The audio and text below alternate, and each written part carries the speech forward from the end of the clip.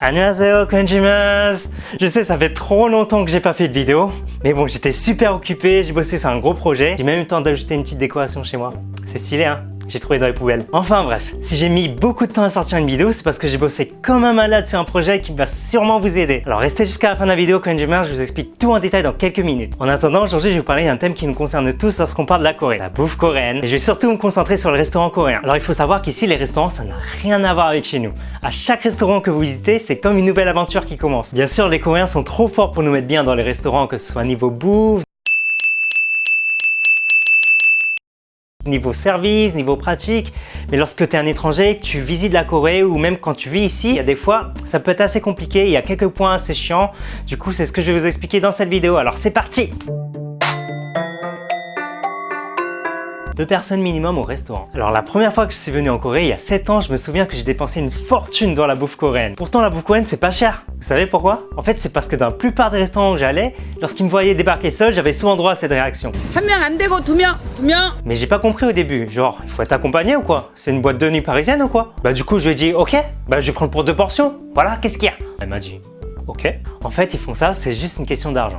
Entre les condiments illimités, le gaz, l'entretien, bah c'est pas vraiment profitable d'avoir un seul client qui mange une portion à 10 €. Le bruit dans certains restaurants. En France, on est d'accord hein, que dans la plupart des restaurants, c'est plutôt calme. Alors qu'en Corée, mais quel bordel! Il y a des restaurants entre la K-pop, entre les Coréens bourrés qui gueulent. Franchement, c'est tellement bruyant, des fois tu t'entends même pas parler. Putain, mais c'est tellement bruyant. Sinon, ça va toi? Ouais? Quoi? Ah ouais, la famille, ouais ça va toi. Les plats épicés. Une des premières questions qu'on va vous poser en Corée, c'est est-ce que tu peux manger épicé? Oui, c'est vrai. Il y a beaucoup de plats épicés en Corée. Et un conseil, hein, il faut jamais se fier à l'avis des Coréens lorsque vous leur demandez si un plat est épicé. La plupart vont souvent vous répondre. Mais quelques minutes plus tard, chaque fois c'est pareil. Ils disent que c'est pas épicé, mais je suis tout l'eau de mon corps. Mais c'est bon, c'est bon. S'asseoir par terre pour manger. Bon, il y a un truc que je déteste le plus dans les restaurants coréens, c'est de manger assis par terre. Dans certains restaurants, il y a des tables avec des chaises, mais il y a aussi des tables où on peut s'asseoir par terre. Alors ça, franchement, je peux pas. C'est mort. Je sais pas comment ils font les Coréens, mais il faut être super souple, je te jure. Même les positions du Kama Sutra, c'est plus simple, et au moins tu souffres pas. Les baguettes en métal. Il y a un autre truc qui est bien chiant en Corée, les baguettes en métal ou en bronze. Pourquoi ils utilisent ça? C'est beaucoup plus facile avec ça en bois ou en plastique quoi. Sauf que ici ils les utilisent parce qu'à l'époque du roi, il y a longtemps, bah, en fait ils utilisaient soit le bronze, soit le métal parce que ça s'oxydait au contact du poison. Et lorsqu'on essayait d'empoisonner le roi, bah, au contact des aliments, on savait tout de suite si c'était du poison ou pas. Bah, à cause du roi, on doit se taper les baguettes en fer en Corée. Bah voilà, bah merci Sejong, merci.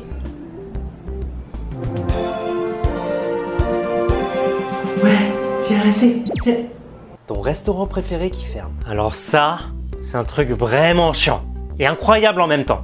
En Corée, tu sais pas pourquoi, mais t'as des restaurants qui ouvrent et qui ferment toutes les semaines. Genre, ils ouvrent un resto, puis allez, ça marche pas, allez, on va en ouvrir un autre ailleurs, quoi. Je te jure, c'est ouf. Et parfois, le pire peut se produire quand tu ramènes une fille en date. Bon, bah ça me fait plaisir de te voir ce soir et je vais t'emmener dans un de mes restaurants préférés. Là, c'est un restaurant, il est super bon, ça fait longtemps que je suis pas allé. J'espère que tu vas bien aimer, il est très classe, il y a beaucoup de couples qui viennent ici, surtout pour les premiers rendez-vous. Donc j'espère que tu vas vraiment aimer. Voilà. C'est là. Pourquoi?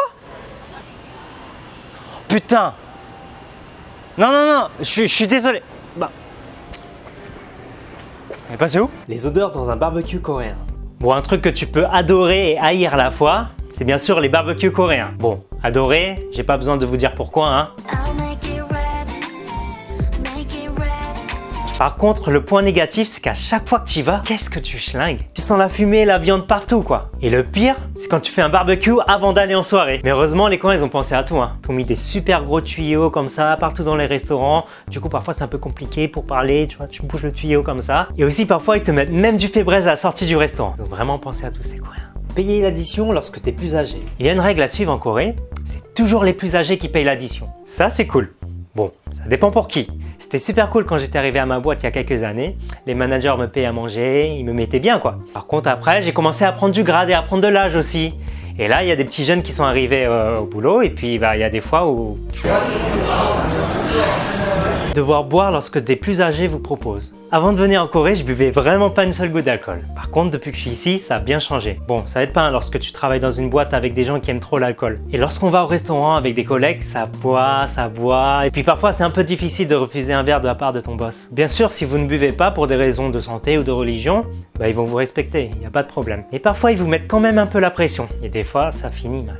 Mais la culture change petit à petit quand même. Il y a des entreprises coréennes qui ne fonctionnent plus du tout sur ce modèle-là. Ils font plus du tout ce genre de soirée où il faut absolument boire et retourner au travail le lendemain, tout ça. Les menus que en coréen. Des fois, t'es super content de rentrer dans un restaurant et ça a l'air trop bon. Mais par contre... ça veut dire quoi tout ça? Et quand t'essaies de chercher le plat... Mais ça veut rien dire!